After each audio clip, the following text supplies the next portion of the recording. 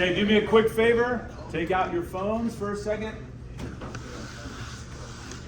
Our next breakfast is going to be at the end of November, once we get back from Thanksgiving holiday. So November 29th, mark that down in your calendar. Put a little reminder. Remind your coaches and all that stuff. By the way, on that note, how are you guys being reminded? Raise your hand if your coaches are telling you to come. Okay, raise your hand if you hear the announcements. I mean, who listens to the announcements? Right? There was one yesterday. So Mr. Brammer's class is the only one that makes his list. And then who sees it on social media? The reminders. A couple of you guys. Okay, good. So do me a favor, put away your phones. Weapons of mass distraction. Tuck those suckers off. I wish I came up with it, but I didn't. All right, so welcome, guys. For those of you who have not been here before, raise your hand. Ramsey, you never been here before? Oh, welcome. Okay, anyways, so most of you do know me, but for those of you that don't, my name is Coach McCoy. Teach history, psychology here, also coach football. Rancho Bernardo Bronco alum, 1996, long time ago, goodness. Thank you guys for being here. As I always say when you guys show up to this, you guys, I know your coaches encourage you to be here. Some coaches make you be here. But many of your teammates, many of your classmates are not here. So you guys made the decision to get out of bed, get up a little early. As Coach Weddle says, come get some nourishment for your soul. It's a chance for us to gather as men and talk a little bit about what it means to be a man, what it means to be a good man, how to be good at being a man. And we go through some different topics, some different character traits. We bring in some guys from the community, men from the community that share some experiences, some life lessons that they wish they had known when they were sitting in your guys' shoes. Okay? So, as always, whenever you have a chance to learn and listen from someone who's older than you, okay, who's been through it, who has something they're trying to teach you, listen. Please listen. Okay? You have the notebooks. Get out something to write with. If you don't, there's note sections in those notebooks. I encourage you guys to jot down a couple things that you think are impactful, okay, that could maybe change the way you think and live. Okay? So, today, the topic we're going to be focusing on is authenticity. Okay, last time we got together, we talked a lot about purpose. And I want to quickly review that before we move on to today's topic. Okay, so last time there were 3 speakers. If you remember, we had Coach Jamal Felton. We had Mr. Dave LeMaster, your former principal, who's now working in the district office. And then we had Aaron Wallace, who is a former Bronco, played in the NFL, now is an entrepreneur. Can somebody offer something they remember or maybe that they wrote down from the last breakfast when we talked about purpose? Jace. Surround yourself with people of similar purposes and different. Okay, surround yourself with people who may have a similar purpose, and you guys will do great things. Yes, sir. Without purpose is like without direction, so one must find their compass. I like that. Do you guys remember Mr. LeMaster holding up that compass? That was a really useful tool. I actually went home and shared that with my son later that night about the scuba diver. I thought that was a really good analogy. Yes, sir. Coach Jamal said, "Don't be half in or half out." Yes. Commit. I think the key takeaway for you guys also is, you guys are young. You are starting to think about your purpose. It may change over time. Okay, but I think the number one takeaway is for you guys to just start thinking about it. Right? What are my values? Who am I as a person? Right? What gives me a sense of meaning in this life? Okay? What energizes me? What am I passionate about? And that may change over time, but the sooner you start thinking about those things, okay, the easier it is going to be for you guys to make decisions. Okay? So, that purpose that we talked about last time is going to tie into what we're talking about this morning in authenticity. All right? So, that's it. It's a big word. Can somebody tell me or tell us what it means to be authentic? Authentic. Dylan. Be true. Be true. What does that mean? What do you mean be true? Like being authentic is like being your true self, or like. Okay. Okay. Being representing who you truly are as a person. Okay. Other ideas on what it means to be authentic. Max. Conveying how you truly feel about something. Like if you feel some way about something, then you tell people how it is that you feel about it instead of trying to like hide behind it or just kind of feel a different way. Okay. Being honest. Right? If you think something, feel a certain way, be honest. Don't lie, don't deceive. Yes, sir.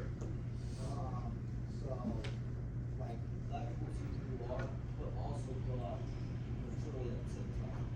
Let people see who you are. Being authentic also means being vulnerable, being willing to be vulnerable, and let people see who you are and maybe your imperfections, right? Because none of us are perfect. See your faults, see your weaknesses. Okay, that takes a lot of courage as well. All right, those are very good. I want you guys to take 30 seconds at your table, talk amongst yourself. I want you to share a couple ideas on whether you think guys at your age, people you know, are mostly authentic. Okay, so it's a yes or no. Do you feel like most guys your age are authentic? And then, if not, how are they not authentic? Okay, take a minute. Go around your table. Are guys your age authentic for the most part? Go.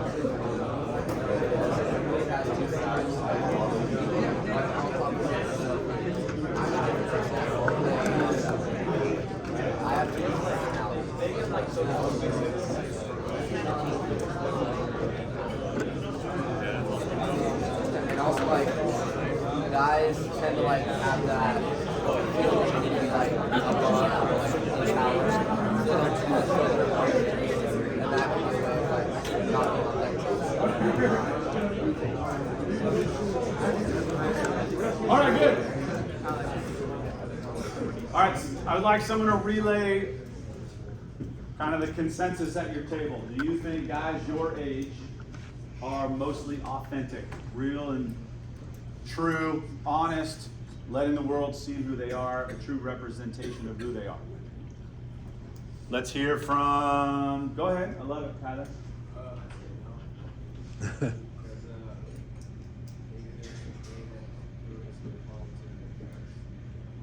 Okay.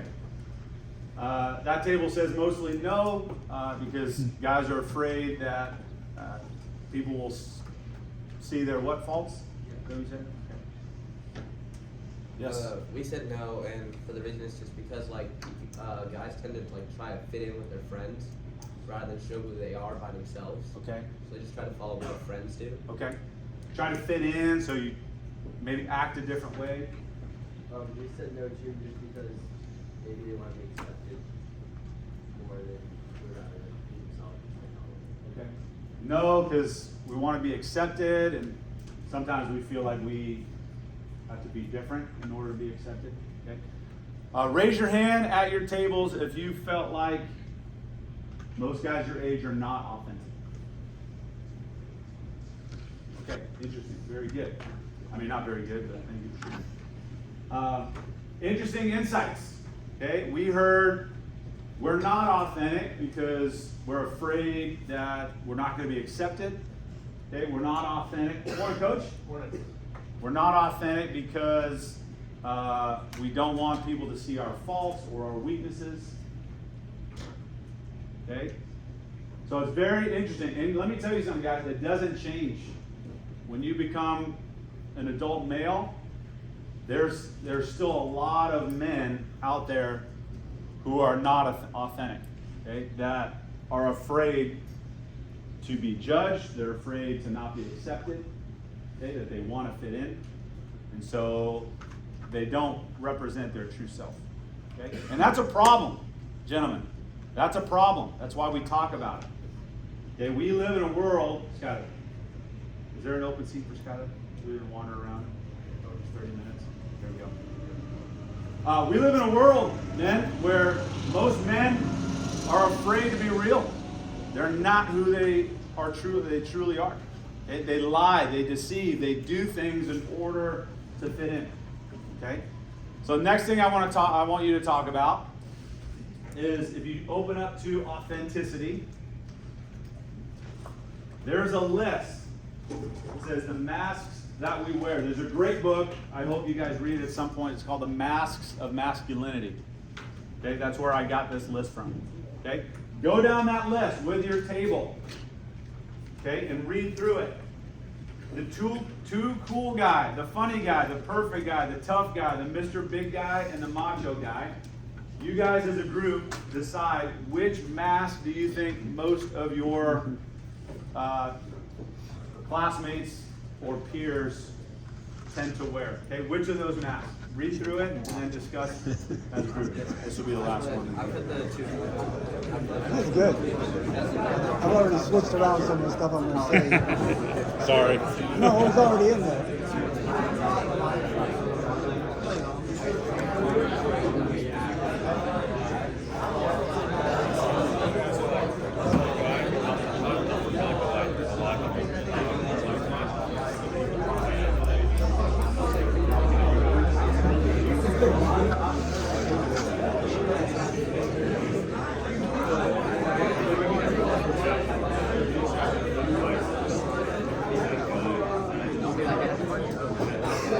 All right, let's wrap it up.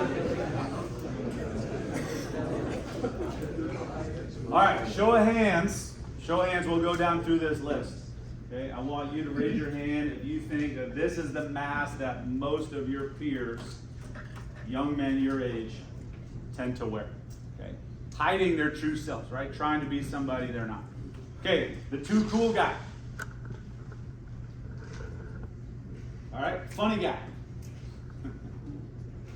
We all like the funny guy, right? The perfect guy. Okay, the tough guy.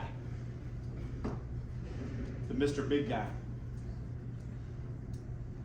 And the macho guy. No? Okay. I thought that last one would be, I think from my perspective, I think that's the one that I see the most from young men. Okay, this need to show off and disrespect women in order to appear more macho. Like that's a thing that men do. I hear, not you guys, but I hear your peers' language a lot used in a disrespectful way towards women.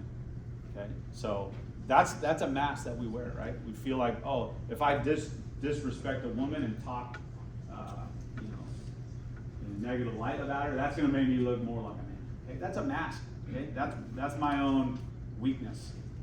Okay? I feel like if I treat women with respect, that's going to make me look weak.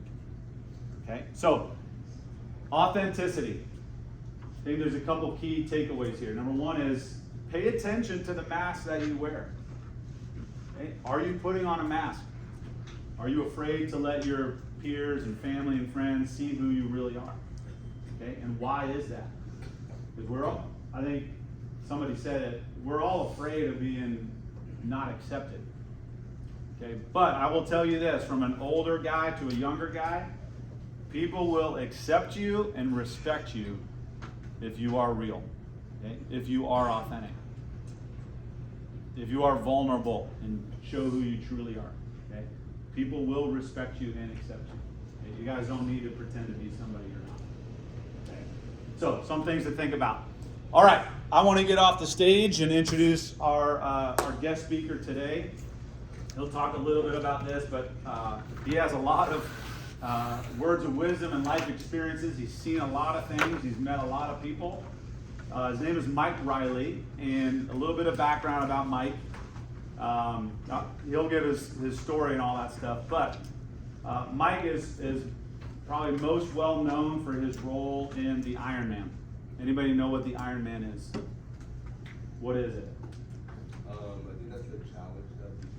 It is a challenge, yes. It is a triathlon. Okay. Swim, bike, and run. Okay, the Ironman is,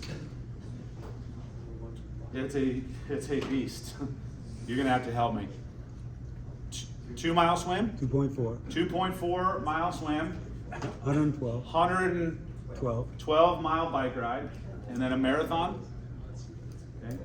So not only has he done those, but he works for Ironman and works with these athletes, sees people go from, out of shape, can't do it, to overcoming some of the biggest hurdles in their life. So he's seen it all. So very, very excited. On the note page, please write down Mike Reilly. We're excited to have him here. Let's give him a big round of applause.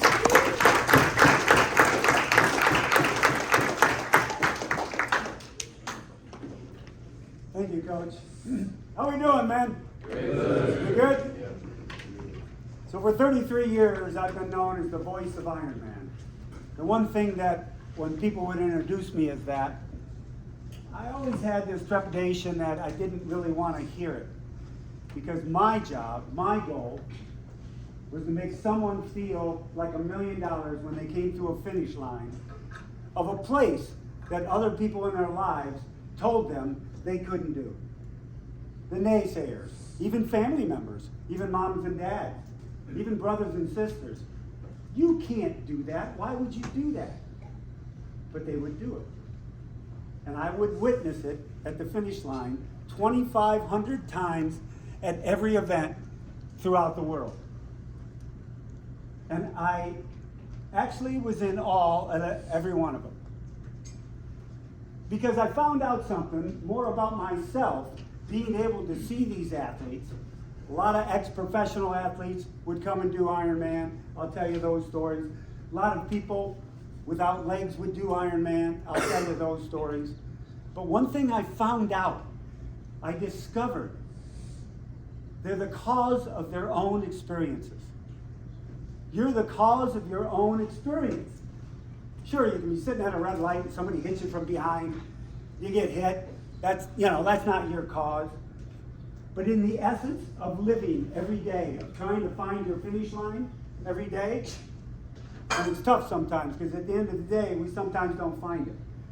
But if you realize you're the cause of your own experiences and you keep your experiences in your life positive, you're going to be successful. If you realize you're the cause of your own experiences and that experience was a failure, you will still be successful if you realize I need to learn from that failure. Because a failure isn't someone who fails. A failure is someone who doesn't learn from that experience. And oh my God, I wrestled in high school and college. I got my butt kicked, especially at the collegiate level. I would have a great year if I was like 18 and 18. Oh my God, I was 500. And I remember every one of those losses. And I was always so pissed off that I lost. So sometimes people that I believed weren't as good as me. And it took me another 10, 15 years to realize what I learned from those losses. To this day, they are carrying me every day of my life. Because I learned so much from those losses. And I realized I'm the cause of my own experience. I had a great coach tell me once, 4-time Olympian, Reilly, you're working hard. But guess what? There's always someone out there working harder than you, working smarter than you. And I took that to the bank every day I went out to work out. Whether it was to do a triathlon, whether it was to run a marathon, whether it was to get on a bike and go ride for 100 miles. Because I couldn't wrestle anymore, so that's what I got into.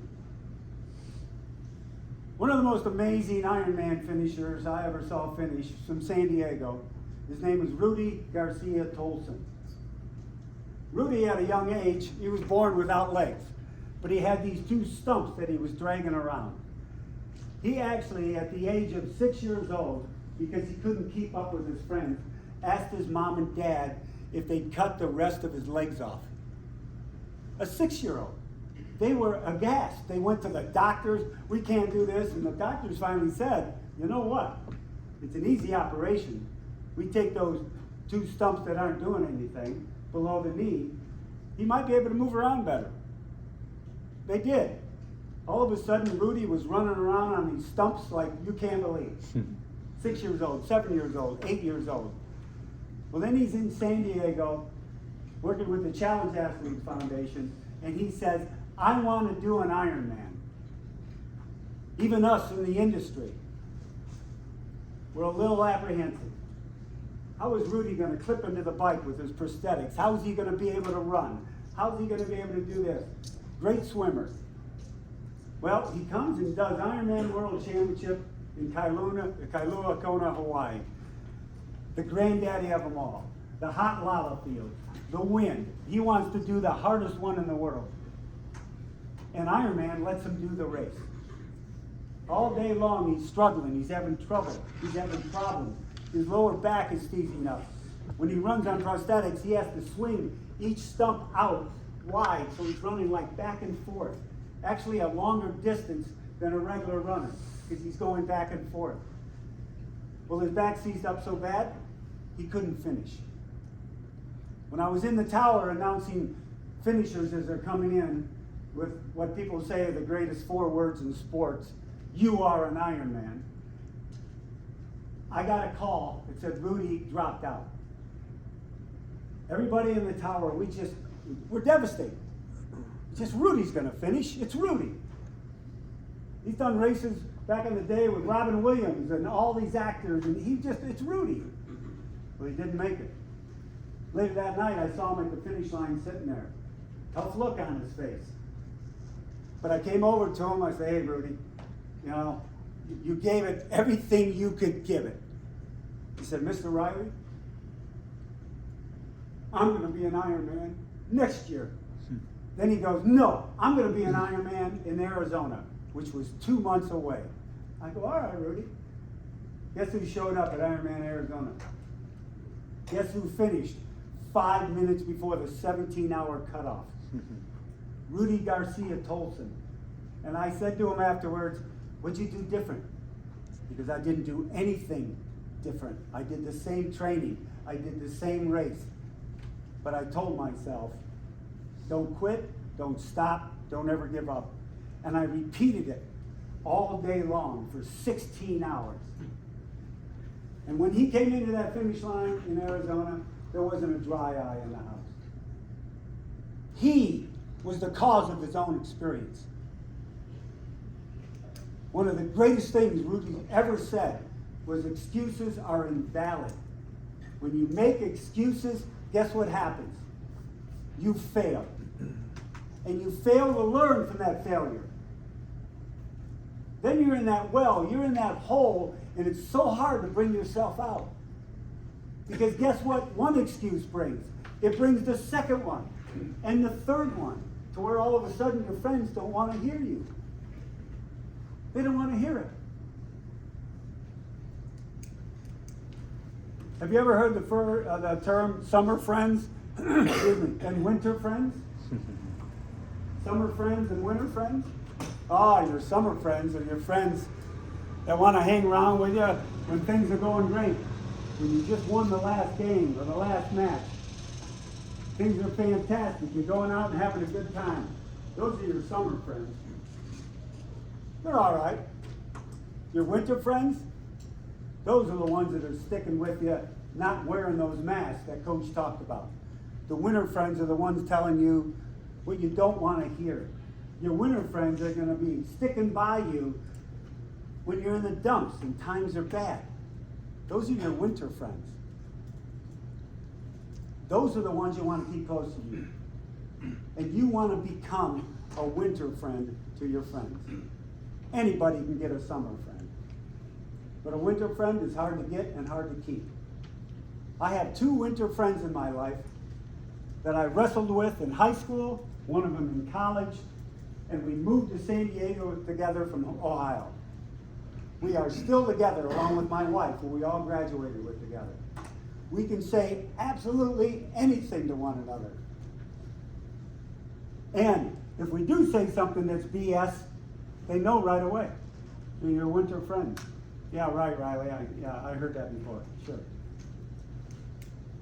There's another Ironman athlete that Ironman was bred by the military in Oahu in 1978. Commander John Collins of the United States Navy, at that time he was a captain. He and a bunch of his buddies just got done running a 10K race on Oahu in Honolulu. There was a couple of Marines there, a couple of Navy guys. And Collins said, hey guys, I tell you what, they were arguing who the fittest athletes in the world are. Is it baseball guys? Is it football guys? Is it runners? Is it swimmers? Is it cyclists? They're drinking some beer and they're having this argument. And Collins goes, I'll tell you what we'll do. We'll go swim the Waikiki Rough Water Swim, which is 2.4 miles. Then we'll ride around the island of Oahu, which is 112 miles. They're all looking at him like, then we'll run the Honolulu Marathon, which is 26.2 miles. And he said, Collins, we've already done those things. And they all had done them. He goes, no. We'll do them all on the same day. And whoever finishes, we'll call an Ironman. They looked at him like, are you insane? 15 of them showed up 3 months later on the shores of Waikiki, and 12 of them came across a finish line with a 100-watt bulb hanging from a tree. And they were an Ironman. And he said to them, you can do this race, and you can quit, and nobody will care. But you'll know for the rest of your life, you quit. And they finished. They set the standard of 40 Ironman races worldwide now. I've called over 500,000 athletes in Ironman that come every year around the world to do this race. Mike Ergel was in Afghanistan, United States Marine, heading up a platoon. He watched 12 of his comrades die in front of him in the Battle of Fallujah, the second bloodiest battle for the Marines since Reilly in Vietnam. All of them gone. He was being processed out to come home, and he was in his barracks by himself a day before the flight was to go home, going over in his head, what I do wrong. We lost a lot of men. How come I'm here and they're not here? Bullets, he said, bullets, he could hear them whiz by his head. What's going on? He's just a guy from Northern California who became a great Marine. He took his M16 rifle, sat on the edge of the bed, put the barrel in his mouth, and his thumb on the trigger. He said, this is, I can't go home to my family and I can't be with them. But then all of a sudden it hit. He said the word family to himself. I can't do this to my family. I can't have them have to tell the excuse of what I did to myself. So he came home and he became a wreck. Cocaine, heroin, on his motorcycle doing 100 miles an hour. He wanted the death to happen naturally. So his family could say, oh my gosh, Mike had a motorcycle accident. Was he the cause of his own experiences during that time? Heck yeah. Then he walked outside. His next door neighbor, who was a Vietnam veteran, looked at him and said, dude, you look just like I did when I came home from Vietnam. I was a wreck. And he started finding out what Mike's problem was. He goes, you need to go work out. You need to go get this out. So Mike started working out. And guess what he ended up doing? 6 months after that first time, he ran around the block and threw up because he couldn't get around the block. He carried the American flag coming in at the Ironman, and he gave that flag to two young girls of the father of his comrades that were lost. He said it was the greatest moment of his life, and it took a lot of years for him to be able to pay back. And the only reason he did, he wanted to climb a mountain, and it was called Ironman. Even though it's the toughest event in the world, even though it's the longest one-day single toughest endurance event in the world, even though people can't even get to the start line because they train for the thing and they go, I can't do this. They quit before they get to the start line. It's an event that heals, helps you cope, helps you transform, and guess what it really does? It tells you you're real. Because no one that's ever come across the finish line at an Ironman has been a fake, has made excuses, hasn't realized they're the cause of their own experiences. Not one of them. There's been millions and millions of finishers. That's why I loved being a part of it. It helped me every day. If I wanted to complain about something, oh my gosh, I think about Sarah Reinerson, the first single amputee woman to finish Ironman. I think about Mike Ergel. I think about Rob Ladwig, United States Air Force officer who lost his brother in Vietnam. And they've never found his remains. And you know what he does? He goes, I'm going to do Ironman in honor of him to the day they bring him home. He's done 100 Ironmans throughout the world.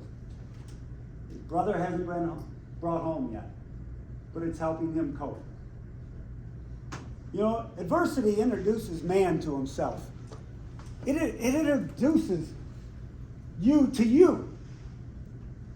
That's why when you get blocked out, that's why when you miss that shot, that's why when you get beat one-on-one when you're wrestling and everybody's watching, that adversity introduces yourself to you. Am I an excuse maker? Did I say, oh, I worked hard enough, but you really didn't? Or do you say, I know what I think I did wrong, and I got to improve on that? You become real when you do hard things every day. In your practices, you're doing hard things every day. You're there right now in this stage of life. You're doing hard things every day. It's tough. School's tough. Life is tough. Sometimes your parents are tough. Those games are tough that you may lose. But you're doing those hard things every day. You will think yourself that you put yourself in that world. The sad part that I've seen is when people get outside of sports, they go to work, they're running their lives, they may get married, they may have children, and they stop doing hard things because they're trying to just get along. Do something hard every day. Whether it's a crossword puzzle, whether it's running around the block and you're not a runner, coach says go run because you did this wrong, go do that hard thing. And do it with enthusiasm. Because I'm telling you what, when mom and dad ain't around, when you're 28, 30, 31, 35 years old, you're trying to figure out how to make your way in the world, you're trying to produce income, you're trying to be able to buy a house, you're trying to do all these things that you're supposed to do. You do these hard things every day till then, doing those things ain't so hard at all. There's another person that did Ironman, and I'm going to read to you in my book what he said. Now, he says a lot about me, which I don't, he wrote it anyway. So, as I said, there's a lot of people that have come and done the event, people from other walks of life who have been very successful. Gordon Ramsay, the famous chef, he came and did Ironman. Senators, governors have done it. Billionaires have done it. But this guy, when he called me up and he said, Mr. Reilly, called me Mr. Reilly, I'm going to do Ironman and I need a coach. So I suggested one to him. And I'm thinking, why is he going to do this? The pinnacle of his career. He had retired, but oh my gosh, why is he going to do this? Let me read you what he wrote. I played NFL football for 14 years, but Ironman was by far the hardest thing I've ever done in my life. The last 5 miles of the race, I actually thought I was going to die. As I struggled closer to town, I could hear Mike Reilly faintly declaring each finisher an Ironman. All through my training, all through my sweat and the pain, times I fell off my bike, I thought about him saying that to me. Right now, that was all I could think about. He was creating his own experience of keeping going, thinking about that finish line, even though he was hurting like hell. And it motivated me to take one more step, then another, then another. My heart was beating out of my chest, but as I got closer to town and the finish line, I could hear Mike's voice getting louder and louder. I found a new burst of adrenaline, and the intense pain seemed to go away for just a few moments.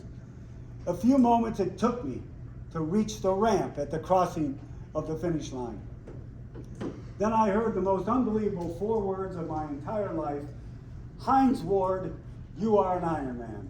I felt like Rocky Balboa running up the steps in Philadelphia. Or what I really felt like was the touchdown pass I caught to win 2005 Super Bowl. Hearing Reilly declare me an Ironman was one of the greatest moments of my athletic life. Heinz Ward, Super Bowl MVP, Super Bowl number 40. This is a guy, watching him as a wide receiver hit guys after he caught the ball was like a linebacker. But Ironman, I said, why do you want to do this? Because it's there, and I want to know if I can. Because his whole life, he's done hard things to get to that MVP at Super Bowl 40. Hard things every day. Smaller wide receiver, being told you can't do this. You're not tough enough. You're not heavy enough. You're not strong enough. You're not fast enough. And he took those hard comments every day and kept doing harder things. So after his career was over, I think I'm going to try this Ironman thing. I'm thinking Heinz Ward even knew about it? Yeah, he did. He would watch it on TV and go, those people are nuts. And then he said, I want to be nuts, just like them. Because he saw something on their faces. He's never had that emotion before, that passion. To do something individually, where the whole world's watching.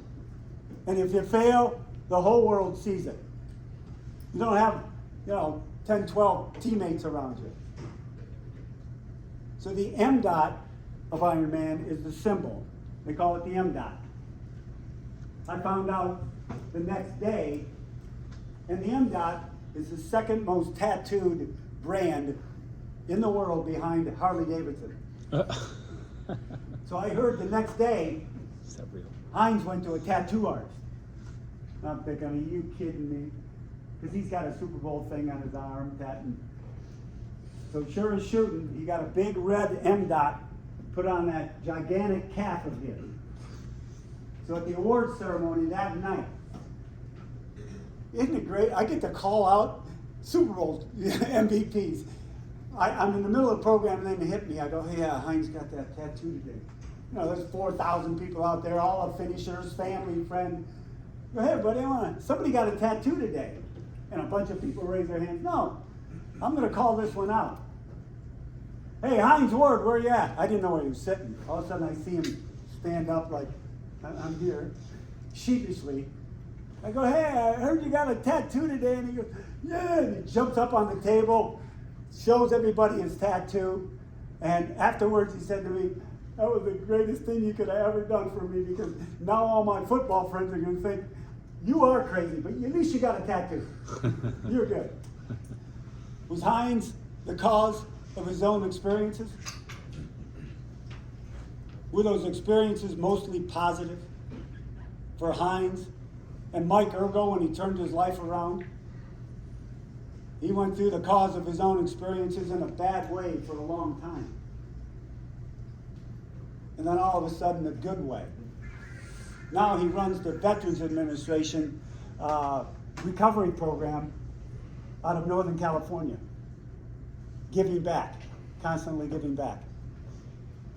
One more thing, and then if you got any questions. One thing I say at the finish line a lot, and I don't preach or motivate, I'll see young people in the crowd, and I'll see people in there with looks on their faces, I could never do this. But you are always defined by your actions. Words are great. Words are life. Words are knowledge. Words are power. But your actions show other people who you really are. The action of walking away from a loss like this, we all know what that is. everybody is seeing that action and not hearing your words. Because what you are shouts so loud that what you say cannot be heard. What you are shouts so loud in your actions, what you say doesn't need to be heard. The biggest parenting tip anybody could give parents: don't keep telling them what to do, show them. I was involved with endurance sports my whole life. Produced income at it and raced it. My son and daughter never preached to them about doing triathlon and doing this. My daughter was a varsity gymnast. My son, baseball player, even got paid to play baseball after college. I never told them to do, but all of a sudden, when all that was kind of done, my daughter runs the Boston Marathon. My son, after playing baseball, weighing 205 pounds, goes back down to his high school weight of 185 and finishes Ironman Arizona. Never told him to do that. Matter of fact, when he told me he was signing up for an Ironman, I go, no, because some friends were. I said, don't get caught up in that. This ain't like walking across the street, you know? He goes, no, I can do this. You know when he found out he wasn't ready for the race? I'm an avid cyclist, and I said, come on, I'm going to take you for a ride. I took him up Mount Palomar. It was about a 70-mile ride, round trip, and I kicked his ass all the way up Mount Palomar. He's behind me, like, we get done, he goes, I'm not ready. I go, you're right, you're not. What are you going to do? I'm going to get ready. And he got ready. He knew he had to do hard things. It was about 4 months before the race when we did that. And he told me, he goes, I did something hard every day. Dad, I did something hard every day. He came through that finish line in an amazing time as a first-timer in 11 hours. But the winners come in at 8 and 9. It's amazing. And of the 500,000 calls I've ever made at the finish line, if you are an Ironman, that's been my greatest. But my first, I did Ironman in 89 in Hawaii. I announced it in 90.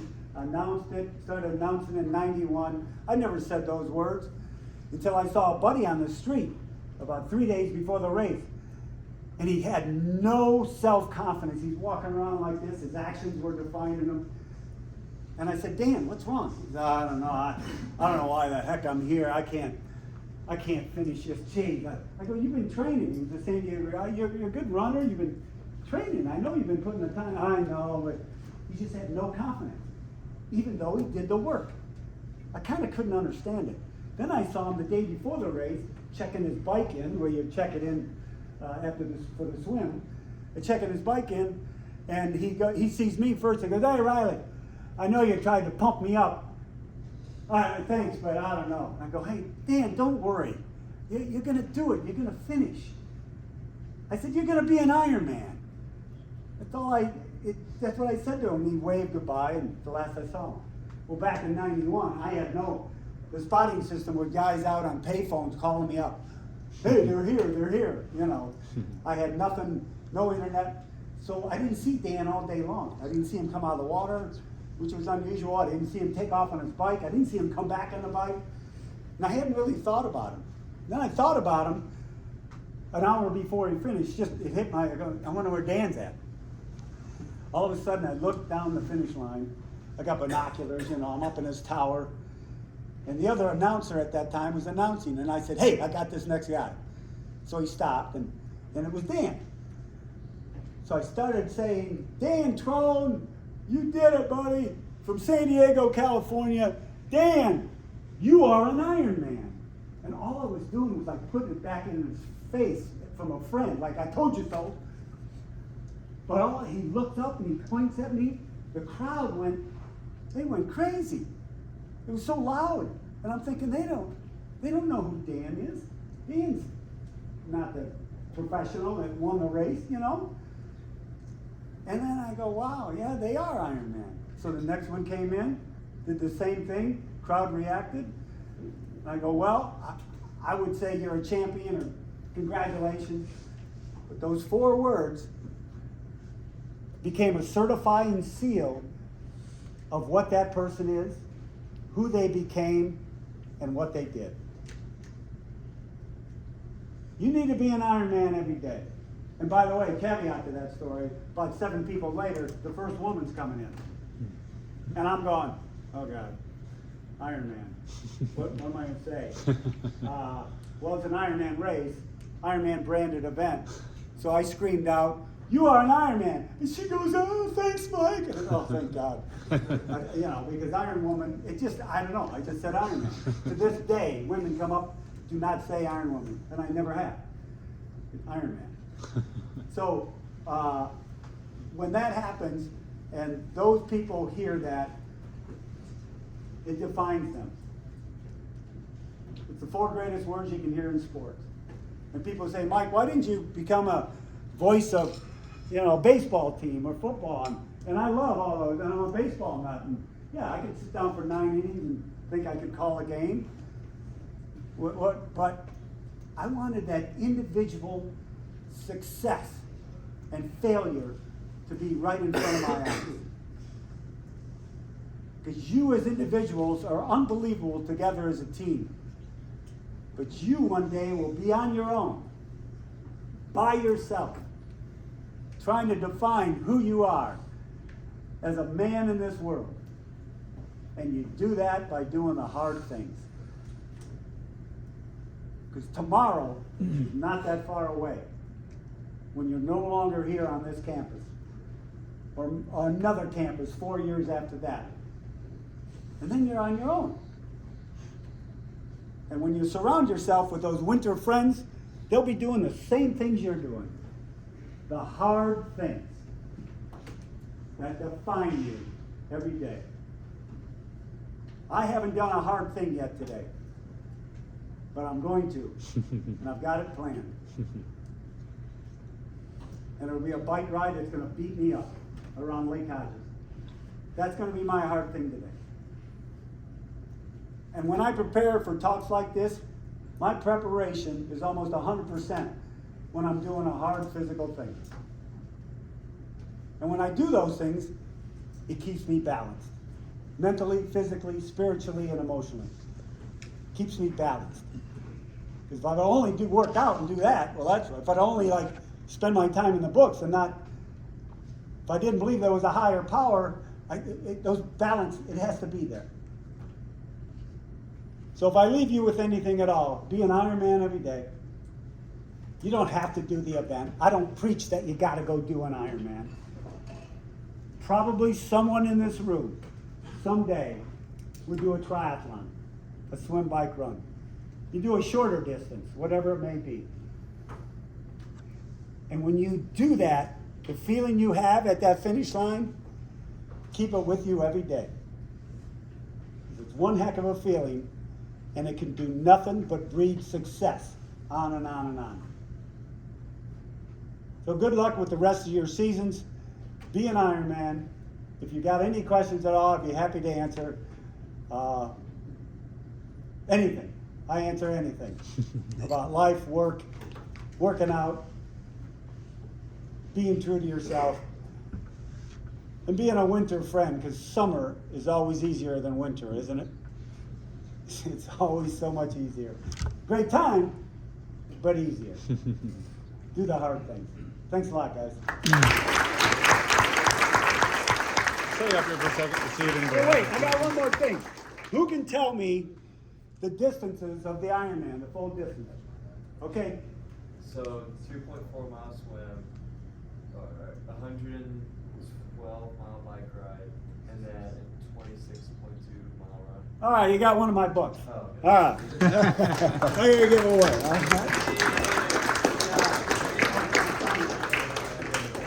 Is it signed, Max? No. No, I'll get it. You guys got any questions for Mike about the Ironman or? Yes, sir. Well, you have to be 18 years old to do an Ironman. Yeah, 18. You have to be 18. The youngest finisher I brought in is 18. The oldest I brought in is Hiromi Anadu from Japan. He came across the finish line at 83 years old. The oldest woman is Harriet Anderson. Hey, that's you next She year. was 78 years old, and what I didn't know about Harriet, when she finished that race, I got 6 months she to had get ready. fallen off her bike during the race and broke her collarbone. So when she was coming in, she had her arm, and I'm going, why is she wrapping her arm? I don't understand. 78 years old, 5 hours before that finish line, broke her collarbone and finished. I said to her the next day at the awards ceremony, were you hurting? She goes, I just kept thinking about my good collarbone and how good it felt. And it stopped me thinking about my broken collarbone. I'm going, oh my God, these people. So why not be around winter friends like that? So that's the oldest male and female I've ever brought in. Brought a lot of people into that finish line, and every one of them has a story to tell. Thanks, guys. Thank you. Yeah.